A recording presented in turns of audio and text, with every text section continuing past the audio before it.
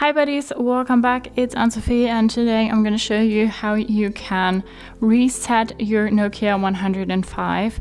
And first of all, we want to go ahead and take out our SIM card. For that, we need to open up the back again,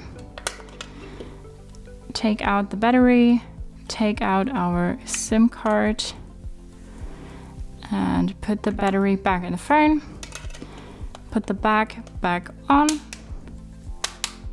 and then press the declining button to get the phone started again. And if we take our little guide, unfortunately it's only in German, French and Italy apparently, but on this side down here it says how to get your phone back to the factory settings, and we need to put in a certain code to delete all our data and to, well, reset our phone.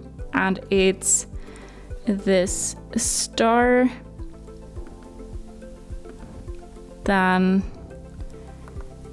this hash 7370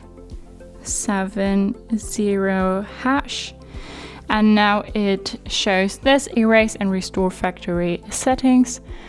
Continue, and now it deletes everything from us, starts again, and then you can go ahead and sell it, or, well, start fresh again, or whatever else.